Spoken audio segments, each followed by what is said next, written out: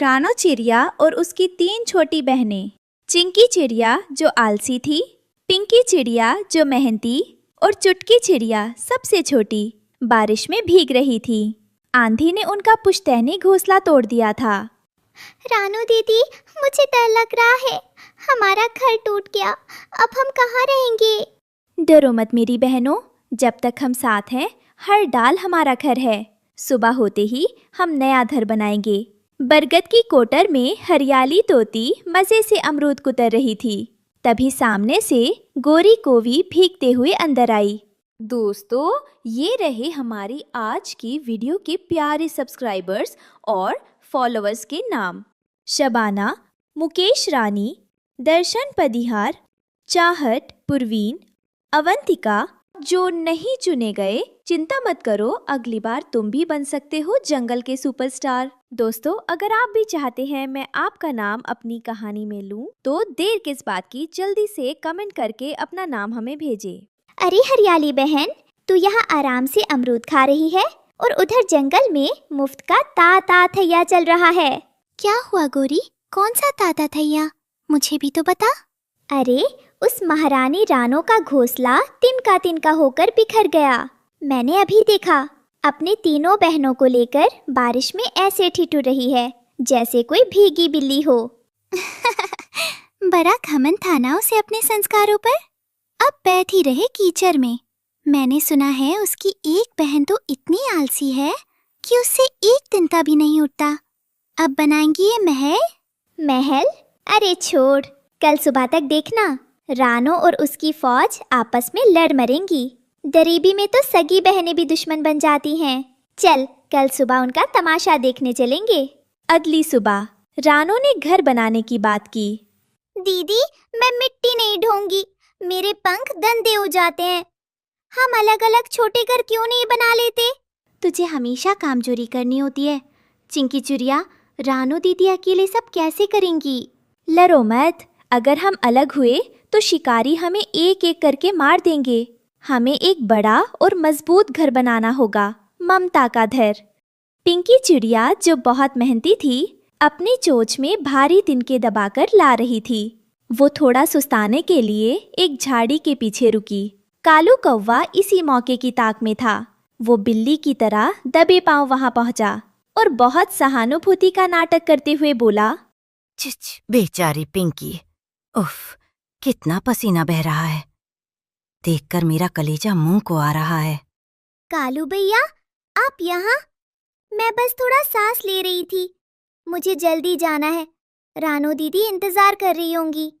अरे भोली पिंकी, रानो इंतजार नहीं कर रही, वो तो आराम कर रही है। जरा उधर देख, तेरी वो आलसी बहन चिंकी मजे से बैठी है। रानो रानी बनकर सिर्फ हुक्म चला रही है। और गधे की तरह बोझा कौन ढो रहा है? सिर्फ तू। नहीं भैया, दीदी तो सबको प्यार करती है। हम सब मिलकर घर बना रहे हैं।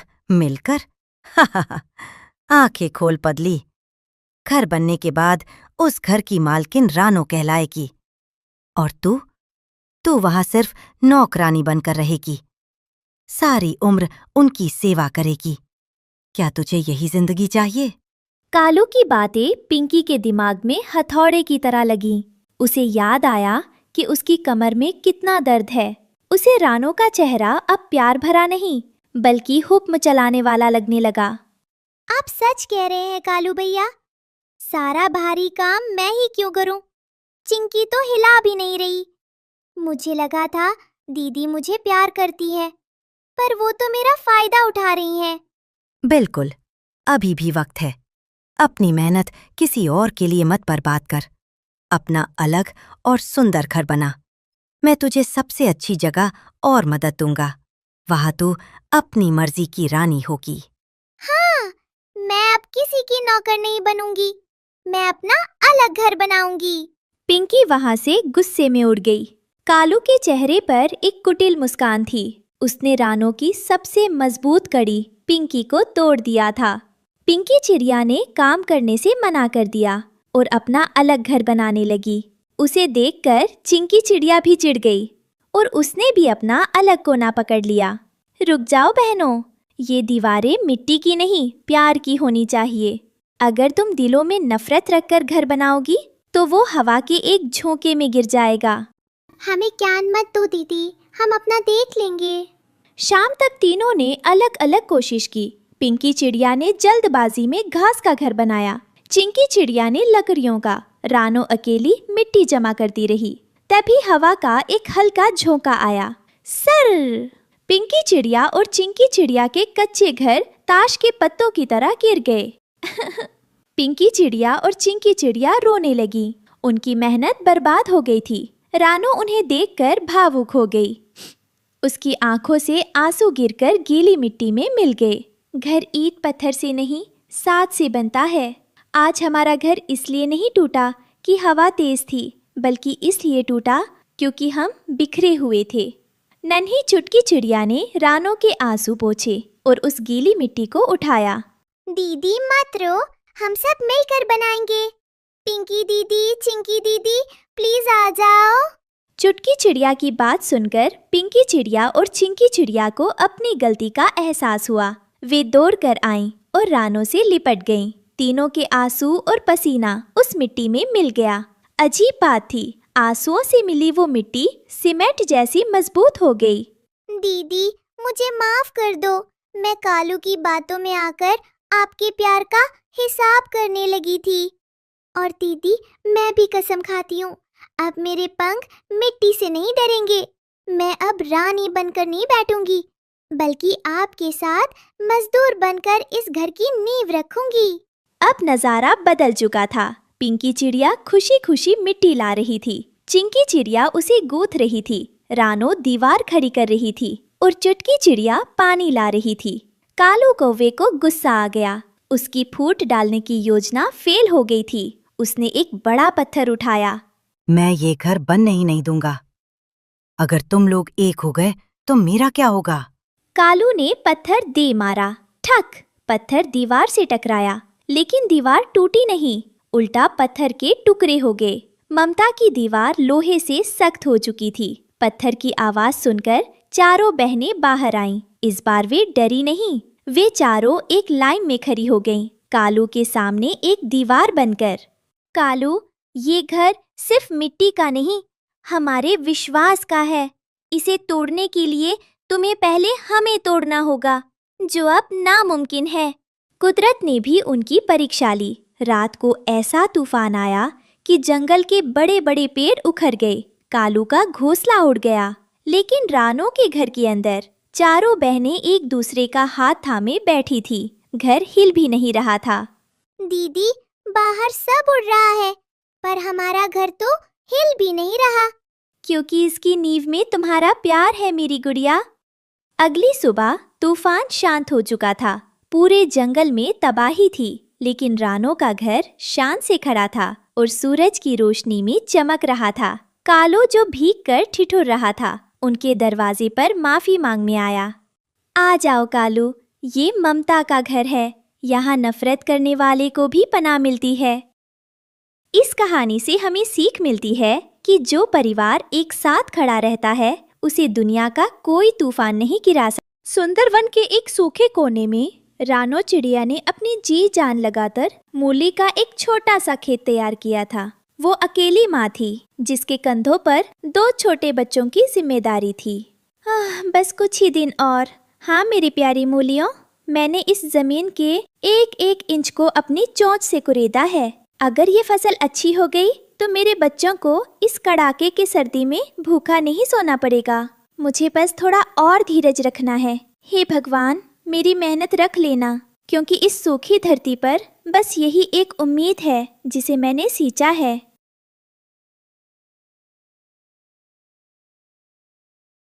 शाम को जब रानो खाली हाथ घोंसले में लौटी तो उसके बच्चे गुड़िया और कुकू भूख से बिलख रहे थे। माँ, बहुत जोर की भूख लगी है। आज भी हम भूखे सोएंगे? नहीं मेरे बच्चे, रोते नहीं, बस थोड़ा धीरज रखो। नीचे खेत देखा है तुमने? वहाँ बड़ी बड़ी मूलियाँ उग रही हैं। हम सब पेट भर कर खाएंगे। तुम दोनों सो जाओ। दोपहर में गोरी कौवी अपने घोंसले से बाहर निकली। उड़ते हुए वो नदी के उस किनारे पर जा पहुंची जहां वहां एक बड़े पत्थर पर उसे अपनी सहेली हरियाली तोती बैठी मिल गई। अरे हरियाली बहन, आपने देखा उस रानो को? मुझे तो लगता है गर्मी ने उसका दिमाग खराब कर दिया है। सही कह रही हैं आप गोरी बहन, मैंने सुबह देखा उसे। बेचारी चोंच से पत्थर तोड़ रही थी। कहती है उम्मीद बो रही हूँ। भला इस सूखी रेत में भी कोई उम्मीद उगती है? वही तो, हम सब यहाँ से पलायन करने की सोच रही हैं और वो महारानी किसान बन रही हैं। जब भूख से जान निकलेगी तब अकल आएगी उसे। छोड़िए बहन, जिसे खुद को बर्बाद करना हो उसे हम क्या समझाएं। चलिए हम अपनी जान बचाएं, वो तो अपनी जिद में ही मरेगी। जैसे ही रात गहरी हुई, जंगल के खूंखार चूहों ने रानो के सपनों पर हमला बोल दिया। वे खेत में घुस आए। अरे वाह, देखो भाई, क्या नरम जमीन है। यहाँ बिल बनाएंगे और सारी मूली की जड़ें कुतर डालेंगे। चलो शुरू हो जाओ, उस चिड़िया को सुबह सिर्फ मिट्टी मिलेगी। अगली सुबह जब रानो खेत पर पहुंची तो नजारा देखकर उसका दिल टूट गया। कई पौधे उखड़े पड़े थे। पड़ोसी कालू कौवा और गोरी कौवी ऊपर डाल पर बैठे तमाशा देख रहे थे। काव काव, मैंने कहा था ना रानो, ये खेती बाड़ी हम पक्षियों का काम नहीं है। देखो चूहों ने क्या हाल किया है। हाँ रानो, छोड़ दो ये जिद। तुम इन चूहों का कुछ नहीं बिगाड़ सकती। बच्चों को लेकर कहीं और चली जाओ, यहाँ तो अब भूखमरी है। रानो अकेली खेत के किनारे बैठी रो रही थी। उसे समझ नहीं आ रहा था कि वो क्या करे। तभी उसे जंगल के सबसे बुजुर्ग और समझदार पक्षी उल्लू बाबा की याद आई। नहीं, मैं इतनी आसानी से हार नहीं मानूंगी। रोने से मेरे बच्चों का पेट नहीं भरेगा। मुझे उल्लू बाबा के पास जाना होगा। रानो उड़कर जंगल के घने हिस्से में पुराने बरगद के पेड़ के पास पहुंची। वहां अंधेरे में उल्लू बाबा बैठे थे। बाबा, मेरी मदद कीजिए। मैंने बहुत मेहनत से मूली उगाई थी, लेकिन चूहे उसे बर्बाद कर रहे हैं। मेरे बच्चे भूखे मर जाएंगे। मैं क्या करूं? बेटी रानो, चूहों की ताकत उनकी संख्या है और तुम्हारी चोंच छोटी है। तुम उनसे लड़ नहीं सकती। लोहे को लोहा काटता है और जहर को जहर। रानो ने हैरानी से बाबा की ओर देखा। मैं समझी नहीं बाबा, मुझे क्या करना होगा? पहाड़ी के पीछे एक काला नाग रहता है। वह कई दिनों से भूखा है और गर्मी से परेशान है। उसे ठंडक और खाना दोनों चाहिए। तुम्हारा मूली का खेत उसे ठंडक देगा और चूहे उसका खाना बनेंगे। नाग? बाबा, आप ये क्या कह रहे हैं? एक काला नाग? वो तो चूहों से भी ज्यादा खतरनाक है। वो तो मेरे पूरे परिवार के लिए जानलेवा होगा। वो मुझे और मेरे नन्हे बच्चों को खा जाएगा। क्या कोई और रास्ता नहीं है बाबा? मैं अपने बच्चों को एक और खतरे में कैसे डाल सकती हूँ? नहीं बेटी, नाग को बड़े शिकार की जरूरत है। अगर तुम उसे नहीं छेड़ोगी तो वो तुम्हारा रक्षक बनेगा। कुदरत का यही नियम है। जाओ, उसे आने दो, डरो मत। रानो डरते डरते वापस खेत पर आई। उसने देखा कि उल्लू बाबा की बात सच थी। पहाड़ी की तरफ से एक विशाल काला नाग धीरे धीरे खेत की ओर सरक रहा था। जंगल के बाकी पक्षी शोर मचाने लगे। भागो रानो, अपनी जान बचाओ, नाग आ रहा है। रानो का दिल तेजी से धड़क रहा था, लेकिन उसे बाबा की बात याद थी। वो अपनी जगह से नहीं हिली। नाग खेत में दाखिल हुआ। रानो ने अपनी आंखें बंद कर ली, लेकिन नाग सीधा मूली के घने पत्तों के बीच चला गया, जहां उसे चूहों की गंध आ रही थी। भागो, सांप सांप! इससे पहले कि चूहा भाग पाता, नाग ने झपट्टा मारा और उसे दबोच लिया। रानो ने अपनी आंखें खोली और ये नजारा देखा। रानो उड़कर अपने बच्चों के पास पहुंची। बच्चे नाग को देखकर डर रहे थे। माँ, वो हमें काट लेगा। चलिए यहाँ से चलते हैं। नहीं मेरे बच्चों, शांत रहो। वो हमारा दुश्मन नहीं है। वो उन चोरों को सजा देने आया है जिन्होंने हमारा खाना चुराया था। जब तक वो नीचे बैठा है, हमारा खेत सुरक्षित है। अगले कुछ दिनों तक नाग ने खेत में ही डेरा जमाए रखा। उसे मूली के पत्तों की ठंडी छांव और खाने के लिए चूहे मिल रहे थे। चूहों का नामो निशान मिट गया। जब सारे चूहे खत्म हो गए तो नाग चुपचाप वहाँ से चला गया। रानो ने राहत की सांस ली। वो उड़कर सीधा उसी पुराने बरगद के पेड़ पर उल्लू बाबा के पास पहुंची। शुक्रिया बाबा, आपने सही रास्ता दिखाया। और शुक्रिया नाग देवता, अनजाने में ही सही आपने मेरे बच्चों की जान बचा ली। शुक्रिया मेरा नहीं, अपनी हिम्मत का करो बेटी। मुसीबत में घबराना आसान है, लेकिन दिमाग से काम लेना मुश्किल। जाओ, तुम्हारे बच्चे भूख से इंतजार कर रहे हैं। अपनी मेहनत की कमाई खाओ।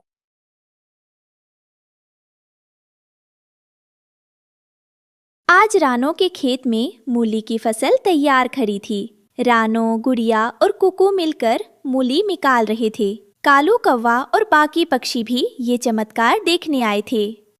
रानो, तुम्हारी हिम्मत और समझदारी ने कमाल कर दिया। हम तो डरकर भागने वाले थे। मुसीबत आने पर सिर्फ डरना नहीं चाहिए कालू भैया। सही सलाह और सही सोच से बड़ी मुसीबत भी हल हो सकती है। उस शाम रानो और उसके बच्चों ने भरपेट खाना खाया। जंगल ने उस दिन सीखा कि कभी-कभी जान बचाने के लिए कड़वे फैसले भी लेने पड़ते। असम के घने जंगल के बीच एक सुबह कड़ाके की ठंड थी। चारों ओर घना कोहरा छाया हुआ था। रानो अपने छोटे से चाय के खेत से पत्तियां तोड़ रही थी। टुन्नो पास में एक टूटी हुई टोकरी ठीक कर रहा था। बच्चे कुकू और गुड़िया पत्तियों के बीच खेलते हुए दिख रहे हैं। टुन्नो, सुनो, मुझे लगता है कि इस साल ठंड पिछले सालों की तुलना में बहुत ज्यादा बढ़ गई है और इसी वजह से हमारे आसपास के सभी गांवों में गर्मा गर्म चाय की मांग भी अब तेजी से बढ़ेगी। इसलिए हमें इन ताज़ी और बेहतरीन पत्तों को आज ही तुरंत शहर पहुंचाना होगा ताकि हमें अच्छी कीमत मिल सके। हाँ रानो, पर इस खेती से जो कुछ भी मिल पाता है उससे घर चलाना बहुत मुश्किल हो गया है। बच्चों के लिए नए गरम टोपी भी खरीदने हैं। मेरे प्यारे टुन्नू, तुम बिल्कुल चिंता मत करो। मैं रात भर इस बारे में सोच रही थी और मैंने एक बहुत अच्छा उपाय सोचा है जिससे हम अपनी आय बढ़ा सकते हैं और बच्चों की हर ज़रूरत पूरी कर सकते हैं। बस तुम मेरा साथ देना। रानो ने उस पेड़ की जड़ में एक छोटा साफ सुथरा चाय का स्टॉल लगाया है। स्टॉल पर गर्मा गर्म चाय के प्याले रखे हैं। बिंदिया चिड़िया ग्राहकों को चाय बांटने में मदद कर रही है। वाह रानो, आपकी अदरक वाली चाय की खुशबू तो पूरे जंगल में फैल रही है। उल्लू बाबा को ये बहुत पसंद आई है। धन्यवाद बिंदिया, मैं सुबह से ही बहुत उत्साहित और खुश हूँ। बस अगर हम थोड़ी और मेहनत कर लें और ये स्टॉल चल जाए तो हमारे बच्चों की छोटी छोटी ज़रूरतें और उनके भविष्य के सपने पूरे हो जाएंगे। मुझे और कुछ नहीं चाहिए। एक और प्याला रानो जी। आपकी चाय इस ठंड में अमृत जैसी है। जरूर जरूर। एक सूखे पेड़ की डाल पर स्टॉल से थोड़ी दूर कालू कौवा और उसकी पत्नी गोरी कौवी अपनी दुबकी हुई नजरों से रानो के स्टॉल को देख रहे हैं। कालू के चेहरे पर लालच और ईर्ष्या साफ दिख रही है। देखो कालू, ये रानो कितनी तरक्की कर रही है। उसका स्टॉल तो हमारे खाने के ठेले से ज्यादा चल रहा है। मुझे उसकी ये सफलता बिल्कुल पसंद नहीं। वो गरीब चिड़िया इतना पैसा नहीं कमा सकती। इस स्टॉल पर मेरा हक होना चाहिए। पर आप करेंगे क्या कालू? मैं अब एक चाल चलूंगा। अब उस चील को बुलाने का समय आ गया है। रात का समय। रानो बच्चों को नए गरम टोपी पहना रही थी। बच्चे खुशी से चहक रहे थे। टुन्नू मुस्कुरा रहा था। माँ, ये गरम टोपी बहुत नरम है। अब मुझे ठंड नहीं लगेगी। हाँ माँ, आप दुनिया की सबसे अच्छी माँ है। मेरे बच्चे, तुम दोनों हमेशा खुश रहो। यही मेरी सबसे बड़ी दौलत है। रानो, तुम सच में बहुत हिम्मत वाली हो। तुम्हारी मेहनत से ही आज ये सब हो पाया है। कालू कौवा चील से फुसफुसाते हुए बात कर रहा था। चील भाई, मैंने तुम्हें जो काम बताया था, क्या वो पूरा हो पाएगा? हाँ, हो जाएगा। पर जैसा तय हुआ था, मुझे उस स्टॉल के मुनाफे का एक बड़ा हिस्सा चाहिए। आपको सब मिलेगा। बस आप रानो को उस जगह से हटा दीजिए, कोई उसे बचा ना पाए। मुझे पता है कि क्या करना है। चाय के स्टॉल के पास शाम का समय उल्लू बाबा अपनी मोटी गोल आंखों से रानो को देख रहे हैं। वे चिंतित लग रहे हैं। रानो बेटी, तुम इतनी सफलता पा रही हो, लेकिन जंगल में कुछ बुरी नजरें तुम पर हैं। मैं समझ नहीं पाई उल्लू बाबा। तुम सावधान रहना, कुछ लालची जीव तुम्हें नुकसान पहुंचाना चाहते हैं। अपनी मेहनत को बचा कर रखना। मैं आपकी बात का ध्यान रखूंगी बाबा। चाय के स्टॉल के पास अगले दिन दोपहर रानो अकेली स्टॉल पर काम कर रही थी। अचानक चील तेजी से झपट्टा मारता है। कालू भी पास की झाड़ियों से निकल आता है। ये जगह मेरी है, निकलो यहाँ से। कालू, तुम ये क्या कर रहे हो? ये मेरी मेहनत है। बहुत हो गया तुम्हारा नाटक, अब ये स्टॉल हमारा होगा। चील रानो को जोर से धक्का देता है और वो पास की बहती नदी में गिर जाती है। रानो नदी के ठंडे पानी में संघर्ष कर रही है। कालू और चील वहां से भाग रहे हैं। बिंदिया चिड़िया जो पास में थी, मदद के लिए जोर से चिल्लाती है। बचाओ, कोई रानो को बचाओ, कालू ने उसे धक्का दे दिया। रानो, मेरी रानो। माँ, मेरी माँ को बचा लो। बिंदिया की पुकार सुनकर जंगल के सभी पक्षी दौड़ कर आते हैं। उल्लू बाबा भी वहां पहुंचते हैं और सबको शांत रहने को कहते हैं। घबराओ मत, जल्दी करो। सभी मिलकर एक लंबी रस्सी बनाओ और रानो को खींचो। मैं अपनी पूंछ से एक मजबूत रस्सी बनाने में मदद करता हूँ। हम भी अपने परों से मिलकर रस्सी बनाएंगे। सब मिलकर कड़ी मेहनत करते हैं और किसी तरह रानो को पानी से बाहर निकालते हैं। रानो गीली और कमजोर है, लेकिन सुरक्षित है। टुन्नू और बच्चे उसे गले लगाते हैं। सभी पक्षी कालू पर गुस्सा होते हैं। रानो, तुम ठीक हो? मुझे लगा कि मैंने तुम्हें खो दिया। मैं ठीक हूँ टुन्नू। मेरे बच्चों और आपकी ममता ने मुझे बचा लिया। हमें कालू को सजा देनी होगी। ऐसे दुष्ट को जंगल में नहीं रहना चाहिए। चाय के स्टॉल के पास कालू भागा जा रहा था, लेकिन जंगल के सभी जानवर और पक्षी मिलकर उसे घेर लेते हैं। चील भाग जाता है, पर कालू को पकड़ लिया जाता है। मुझे माफ कर दो, मुझसे गलती हो गई। कालू, तुमने एक मेहनती और ममतामयी माँ को चोट पहुंचाने की कोशिश की। तुम्हें अपने लालच के लिए सजा मिलेगी। हाँ, इसे यहाँ से बाहर निकालो। सभी पक्षी कालू को सबक सिखाते हैं और उसे जंगल से दूर भगा देते हैं। रानो का स्टॉल पहले से भी ज्यादा सुंदर और बड़ा है। सभी ग्राहक खुशी से चाय पी रहे थे। दोस्तों, आज आपने मेरी ही नहीं बल्कि मेहनत और ईमानदारी के सिद्धांतों की भी रक्षा की है। आपकी एकजुटता, आपका साथ देने का साहस ये साबित करता है कि सच्चे दोस्त किसी भी मुश्किल में साथ नहीं छोड़ते। ये कहानी हमें ये सिखाती है कि सच्ची मेहनत और एकता से बड़ी कोई शक्ति नहीं होती और लालच का फल हमेशा बुरा होता है। माँ, अब हम सब सुरक्षित हैं। हाँ, और आपकी चाय सबसे अच्छी है। रानो, तुमने सिद्ध कर दिया कि ममता और ईमानदारी की जीत हमेशा। जंगल के मैदान में रानो चिड़िया दाना चुग रही थी। उसे वहाँ कुछ भूखी लाल चींटियाँ मिली। रानो ने खुद खाने के बजाय अपना दाना उन चींटियों को दे दिया। पास ही पेड़ पर बैठा कालू कौवा यही देख रहा था।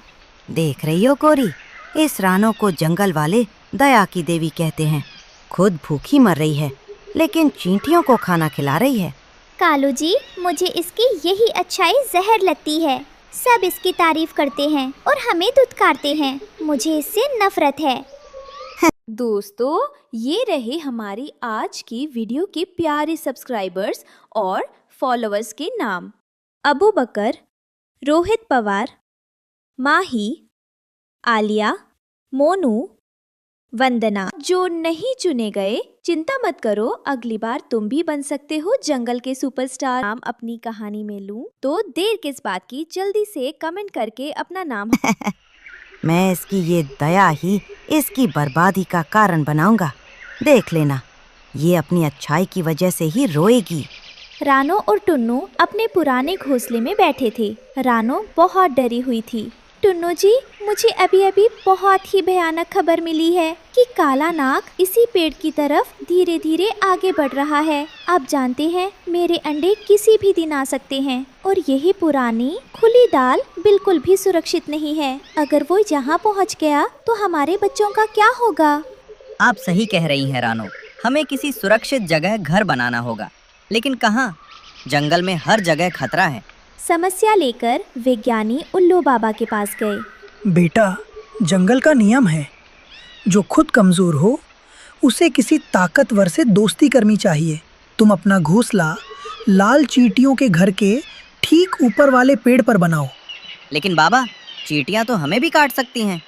नहीं, रानो ने हमेशा उनकी मदद की है। चींटियां दोस्त को नहीं काटती, लेकिन दुश्मन को छोड़ती नहीं। सांप चींटियों के डर से उस पेड़ पर कभी नहीं चढ़ेगा। रानो और टुन्नू लाल चींटियों के पास गए। रानो ने चींटी रानी से बात की। रानी बहन, मैं बहुत बड़ी मुसीबत में हूँ और मदद के लिए आपके पास आई हूँ। क्या मैं आपके टीले के ठीक ऊपर वाले मजबूत पेड़ पर अपना घोंसला बना सकती हूँ? मेरे होने वाले बच्चों को उस खतरनाक काले नाग से बहुत बड़ा खतरा है। आपकी दोस्ती पर ही हमारा जीवन टिका है। रानो बहन, आपने उस भयानक अकाल के समय हमारे बच्चों को भूखे मरने से बचाया था। हम आपका यह उपकार कभी नहीं भूल सकते। यह पूरा इलाका, यह पेड़, यह सब तुम्हारा है। तुम बेफिक्र होकर यहाँ रहो। अगर उस दुष्ट नाग ने तुम्हारे घोंसले तक पहुँचने के लिए पेड़ को छूने की कोशिश भी की तो मेरी पूरी फौज उसे जीवित नहीं छोड़ेगी। रानो और टुन्नू ने चींटियों के टीले के ठीक ऊपर एक मजबूत पेड़ पर अपना नया घोंसला बनाया। रानो ने वहां अंडे दिए। चींटियों की लंबी कतार दिन रात पेड़ के तने पर पहरा देने लगी। वाह, ये लाल फौज तो किसी लोहे की दीवार से कम नहीं है। अब हम सुरक्षित हैं। दूर झाड़ियों में छिपे कालू और गोरी यही देखकर हैरान थे। अरे, यह रानो तो बहुत चालाक निकली। इसने तो चींटियों को अपना बॉडीगार्ड बना लिया। अब नाग वहाँ कैसे जाएगा? चींटियों को हटाना कौन सी बड़ी बात है? चींटियों का सबसे बड़ा दुश्मन कौन है? पानी। कालू कौवा नदी किनारे पड़ा एक इंसानों का फेंका हुआ प्लास्टिक का बड़ा कटोरा ढूंढ लाया। उसने उसमें नदी से पानी भरा। गोरी, ये पानी हम चींटियों के घर पर डाल देंगे। चींटियां बह जाएंगी या अपनी जान बचाने में लग जाएंगी, तब रास्ता साफ हो जाएगा। दोपहर में जब सब शांत था, कालू और गोरी ने उड़ते हुए वह पानी से भरा कटोरा ऊपर से सीधा चींटियों के घर और पेड़ की जड़ पर उलट दिया। बाढ़ आ गई, भागो, अपने बच्चों को बचाओ। पानी के तेज बहाव में चींटियां इधर उधर बहने लगीं। उनका पहरा टूट गया। पेड़ का तना अब एकदम साफ था। पहरा हटते ही झाड़ियों में छिपा काला नाग बाहर निकला। बेवकूफ चींटियां पानी में बह गईं। अब उस पेड़ पर चढ़ने से मुझे कोई नहीं रोक सकता। आज रानो के अंडे मेरा नाश्ता बनेंगे। रानो ने नीचे शोर सुना। उसने देखा कि चींटियां मुसीबत में हैं और नाग ऊपर आ रहा है। टुन्नू जी, देखो, कालू ने जानबूझकर हमारे सच्चे दोस्तों को डुबो दिया। काला नाग तेजी से ऊपर आ रहा है और अब हमारे बच्चों को खतरा है। आप तुरंत बिना समय गवाए उड़कर मोर दादा को बुलाइए। मैं तब तक अपनी पूरी हिम्मत से उस नाग को रोकने की कोशिश करती हूँ। मैं अभी गया, आप हिम्मत मत हारना। नाग घोंसले तक पहुँच गया। रानो अपने अंडों के सामने खड़ी हो गई। रानो, हट जा। तेरी चींटी सेना अब तुझे नहीं बचा सकती। मेरी सेना अभी हारी नहीं है दुष्ट, और तुम ये बात कान खोल कर सुन लो। जब तक मेरे छोटे से शरीर में भी सांस है और मेरे परों में ताकत है, तुम मेरे बच्चों को छू भी नहीं सकते। मैं तुम्हारी राह में खड़ी हूँ। नाग ने रानो पर हमला किया। रानो ने उसे चोंच मारी, लेकिन वह बुरी तरह घायल होकर गिर गई। उधर दूसरी तरफ टुन्नू जान की बाजी लगाकर उड़ते हुए पहाड़ी पर रंगीला मोर के पास पहुंचा। उसकी सांस बुरी तरह फूल रही थी और आंखों में आंसू थे। मोर भैया, अनर्थ हो गया। कालू ने धोखा दिया है। काला नाग रानो और अंडों को खाने वाला है। रानो अकेली है, वह मारी जाएगी। कृपया मेरी मदद कीजिए। क्या उस दुष्ट नाग की इतनी हिम्मत? घबराइए मत टुन्नू जी, आज उस पापी का अंत निश्चित है। चलिए। तभी आसमान से टेहू की आवाज आई। रंगीला मोर आ गया, लेकिन इस बार मोर अकेला नहीं था। जो चींटियां पानी से बच गई थी, वे गुस्से में पेड़ पर चढ़ चुकी थी। तूने एक माँ और उसके मासूम दोस्तों को सताया है।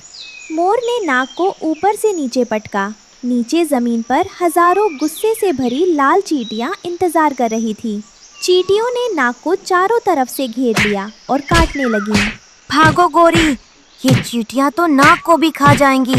देखा टुन्नू जी, आज हमने ये सच्चाई देख ली कि सच्ची दोस्ती जो निस्वार्थ भाव से की जाती है और एक माँ की ममता के आगे संसार की बड़ी से बड़ी ताकत भी घुटने टेक देती है। उस दिन जंगल ने देखा कि दया कभी बेकार नहीं जाती।